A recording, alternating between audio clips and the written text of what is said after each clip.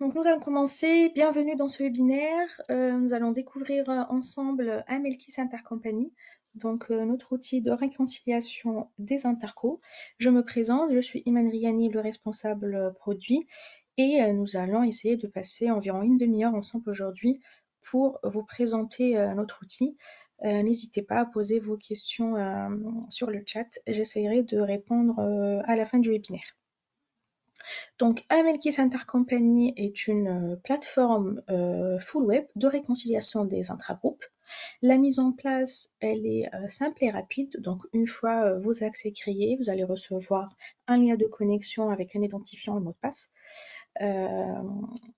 Pour les personnes qui utilisent déjà Opera, ça sera le même identifiant.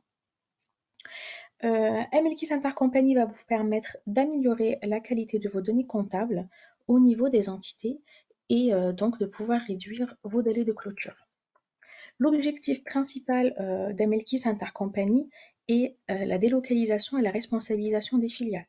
Donc les consolideurs vont pouvoir se concentrer sur les traitements de conso et laisser la responsabilité de lettrage et de rapprochement des intercos aux filiales, donc aux comptables. Ça va vous permettre de réduire vos délais de clôture parce que la plateforme va vous permettre de faire les réconciliations et ça va éviter les échanges, les documents Excel, etc.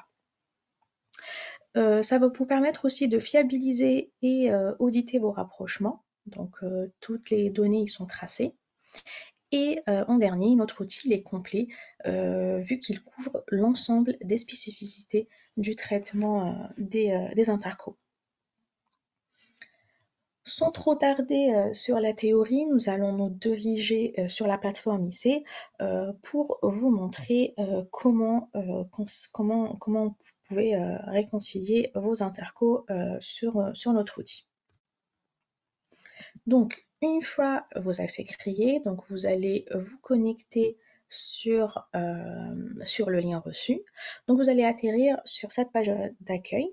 Donc, dans cette page d'accueil, on va avoir le récap des factures que vous venez d'importer, le rappel des taux de conversion qui sont renseignés en amont par le profil administrateur, la date butoir et le planning qui seront à renseigner dans la vue notification automatique qu'on va laisser en dernier, donc ce qui va vous permettre de mettre en place un planning et notifier vos filiales sur les différentes tâches effectuées sur les reportings en cours. Ce n'est pas une étape obligatoire, donc selon votre façon de travailler, si vous avez besoin de mettre un planning, de notifier tous vos utilisateurs, vous pouvez mettre en place ces notifications. Donc pour commencer, on va aller voir la vue importateur, donc pour vous montrer comment on va importer nos données. Donc c'est des données à la facture. On va aller après dans la vue synthèse pour voir une vue globale de nos imports. La vue réconciliation pour vous montrer comment effectuer des lettrages automatiques, des lettrages manuels et si besoin modifier des factures. Et puis à la fin, je vais vous montrer comment intégrer vos données dans Opera ou OPM si vous êtes client chez nous, ou sinon comment faire des exports Excel que vous puissiez intégrer par la suite dans votre outil de conso. Et on va jeter un coup d'œil aussi sur les rapports de réconciliation qu'on a. Donc, on va commencer par les importateurs. Donc, l'importateur, pour les personnes qui utilisent Opera et EPM, c'est exactement la même manière qu'un importateur de balance, juste qu'on va le paramétrer étant un importateur à la facture dans lequel il faudra avoir donc l'entité, le partenaire, les comptes comptables, les montants de devise de transaction et la devise de transaction, et puis les montants en devise fonctionnelle. Ce qui va permettre après à l'outil donc de pouvoir faire les rapprochements et de vous calculer les écarts de change. C'est un peu le but principal d'utiliser cet outil-là, c'est de pouvoir expliquer rapidement vos écarts interco. En plus de ces infos-là, vous pouvez aussi avoir donc des informations qui vont permettre de faire les rapprochements, donc le numéro de facture, la date de la facture, le numéro de bon de commande si vous en avez, le numéro de la pièce comptable si ça peut vous permettre de faire des lettrages automatiques, etc. Donc, une fois que l'importateur est sélectionné, on va sélectionner le fichier qui peut se retrouver en local ou dans le serveur. Donc, ça correspond aux data. Il sera unique pour ceux qui utilisent Opera ou EPM. Et puis, on va venir importer les données, soit en remplaçant, soit en agrégeant. Et on peut aussi appliquer un coef si besoin. Donc là, on a deux façons. Là, moi, je vais importer un fichier qui est un fichier avec les données cumulées. Donc, je viens les importer. Là, je vais voir mon rapport de rejet qui va me permettre de connaître ce qui a été rejeté. Donc là, dans mon exemple, on a fait exprès de laisser l'entête pour qu'on voit que l'entité, elle n'est pas reconnue, elle est rejetée. C'est l'entête de la colonne. Et puis, quelques rubriques qui ne sont pas ouvertes en interco.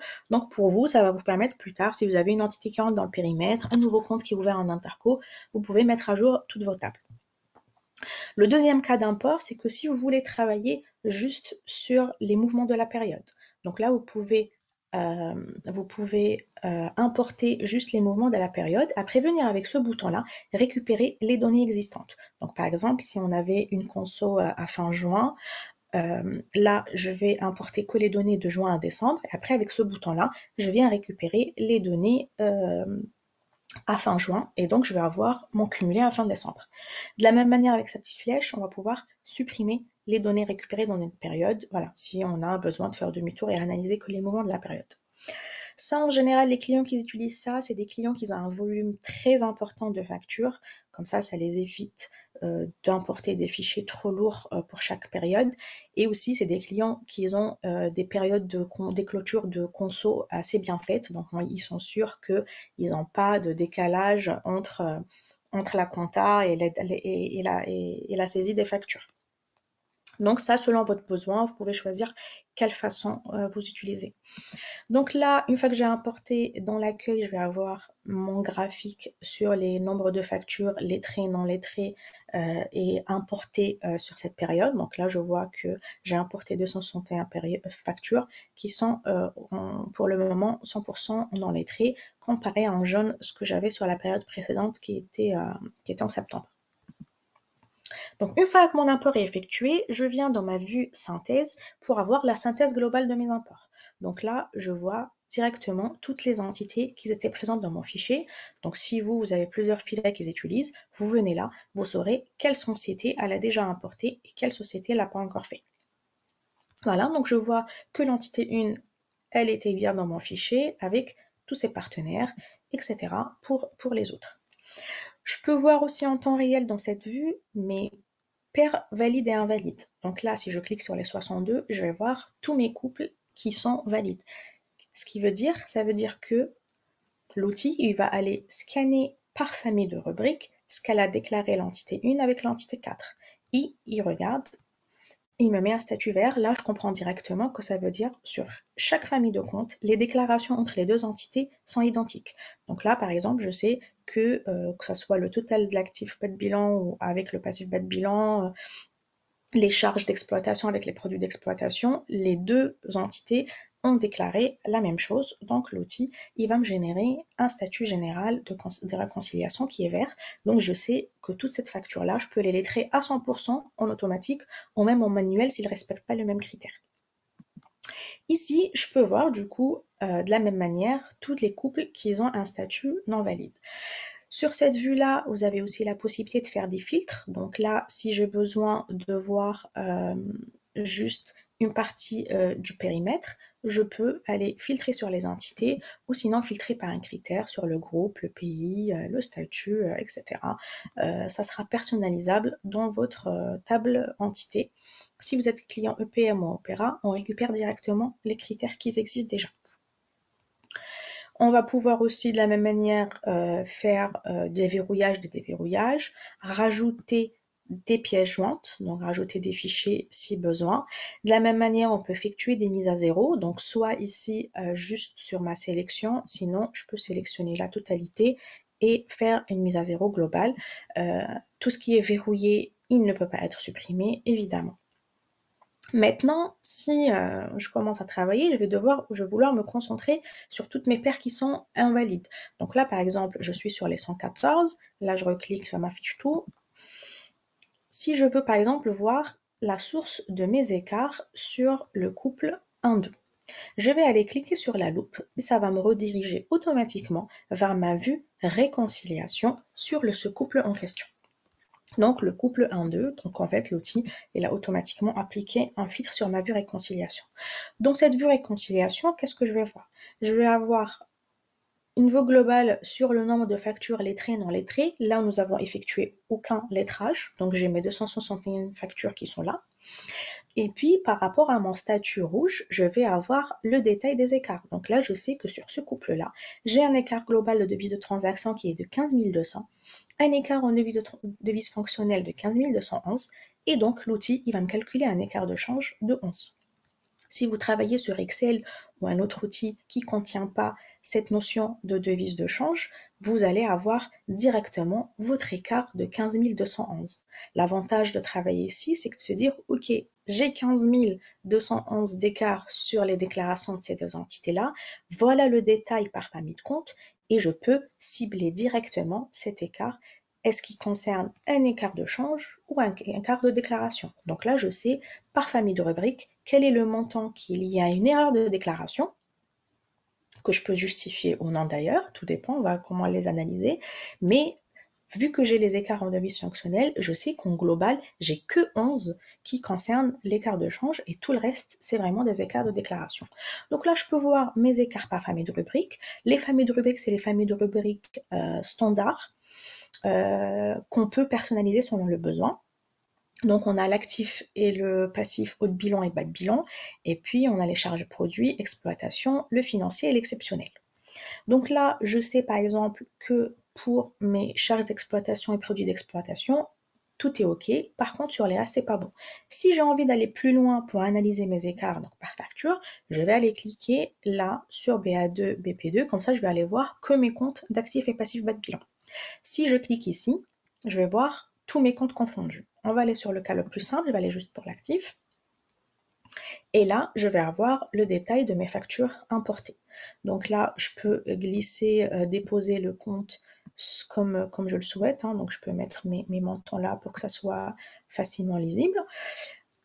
Je vais avoir les informations que j'ai importées, donc la date de facture, le numéro de facture, les comptes, les rubriques donc, qui sont traduits après par mapper avec la table de correspondance, le compte local et puis mes montants. Donc mon montant en devise de transaction avec la devise de transaction, le montant converti grâce à la table de conversion et puis mes montants en devise locale.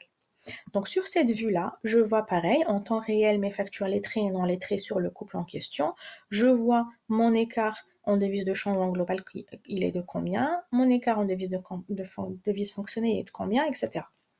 À partir de cette vue-là, je peux commencer déjà à lancer des lettrages automatiques. Donc je me mets là sur lettrage et je peux lancer des lettrages automatiques selon les critères souhaités. Donc là, par exemple, je peux lettrer sur le numéro de facture, montant, et date de facture, et donc là, il va me lettrer 12 factures.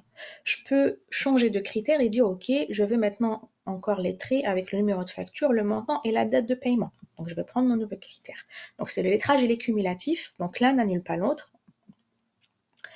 On va continuer, je peux lettrer avec le numéro de facture et montant. Donc là, ça n'a pas changé, je reste toujours à 12. Après, je peux par exemple aussi lancer mon lettrage avec montant et date de facture. Donc là, par exemple, je vois ces deux factures-là. Elles ont des numéros différents, par contre, elles ont la même date et le détail des montants, il fait bien le 1002 ici. Donc, bon, si je lance mon lettrage avec que le montant et le numéro de facture, il va pouvoir analyser ça et me les lettrer.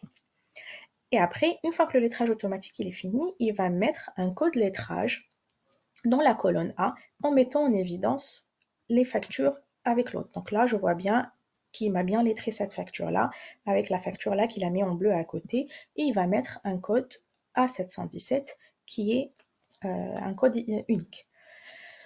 Si je me suis trompée, finalement, ça, c'est pas bon et je veux délettrer, j'ai toujours la possibilité de faire des délettrages globaux, sinon je délettre avec le code. Donc là, je vais dire, OK, je veux délettrer mon A734. Voilà. Supposons j'ai pas utilisé mon lettrage avec montant et date de facture et en analysant analysant mes factures, je vais me mettre juste sur mes factures non lettrées en cliquant ici. Je vais voir qu'il me reste une facture de 45 000 et là 45 250, et puis il me reste des factures là, et là ça saute à l'œil que ces factures ça peut faire 0. Donc ce que je vais faire, je vais cliquer sur cette facture là, moi sur mon clavier j'appuie sur ma touche contrôle, pardon, et en sélectionnant les factures, je vois que l'outil me calcule l'écart. Là, je suis à 45 000. Si je désélectionne, ah bah tiens, je dis que j'ai un écart de 0, donc je peux lettrer ça. Même si ça ne respecte pas un critère, donc ça ne veut pas se lettrer en automatique, je vais dire, ok, moi ça je sais, c'est bon, c'est juste que la facture elle a été splittée là, c'est pour ça elle n'a pas le même numéro, peut-être que la date était différente, donc j'ai pas de moyen de lettrer automatiquement, il n'y a aucun critère qui est respecté, mais je vais lettrer en manuel, donc je vais venir ici actualiser. Je pense que j'ai tellement. Hop. Non, j'ai un petit souci de connexion. On va se remettre. Non lettré.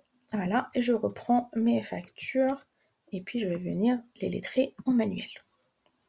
Voilà. Donc je vois, si je me remets sur mes factures lettrées, je vois qu'il a lettré manuellement ces factures-là en mettant un code dans la colonne lettrage M pour les lettrages manuels. Le lettrage manuel et le lettrage automatique, par défaut, ils respectent un seuil de 0, mais on a la possibilité de changer le seuil, je vais vous montrer ça tout à l'heure, de le mettre à 10 par exemple, ou ce qu'on souhaite. On a aussi la possibilité de lancer des lettrages maintenant avec des écarts, parce qu'on considère que ces écarts, on les explique. Donc on a l'écart, les lettrages liés à un écart de TVA, la production immobilisée ou le règlement partiel. Donc si je me remets ici sur mes factures non lettrées, si je considère que mes 45 250 et les 45 000, je considère que mon écart de 250, c'est un écart lié à la TVA, je peux venir ici lancer.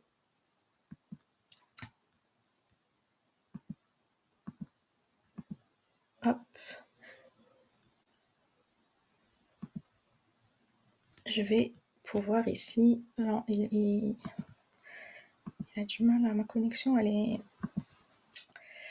voilà, comme ça, il me calcule l'écart en temps réel, ça me fait 250. Si je considère que cet écart il est lié à la TVA, donc je vais venir ici et lettrer avec mon code TVA, et là, ça va me mettre dans mon colonne lettrage manuel un code TVA 3 pour dire que j'ai lettré ces deux lignes-là.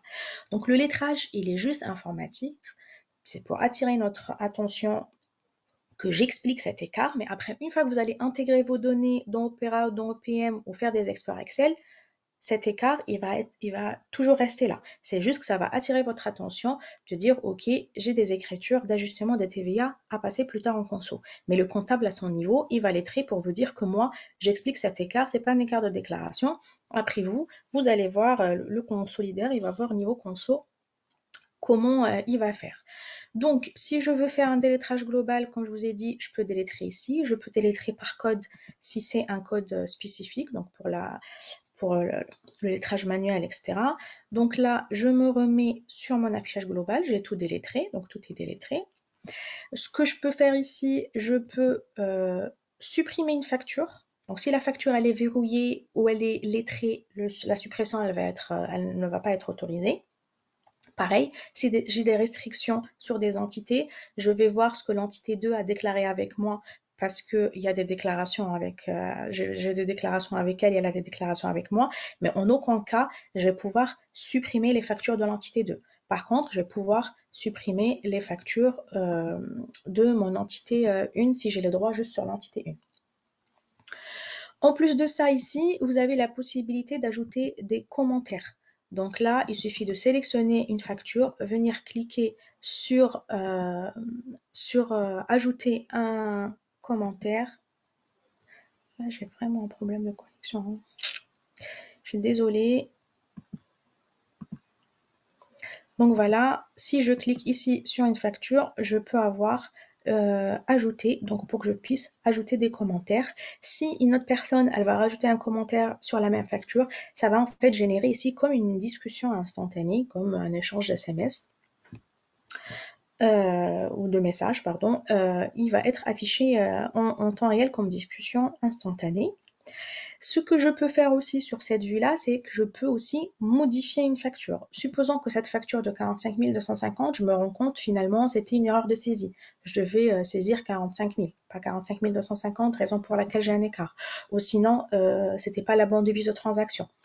Au lieu de faire une suppression et venir réimporter à nouveau un autre fichier, pour corriger cela, on peut directement venir ici corriger. Là, par exemple, je vais faire n'importe quoi, je vais changer la devise et là, il va mettre en évidence ma facture qui est modifiée en mettant une petite couleur.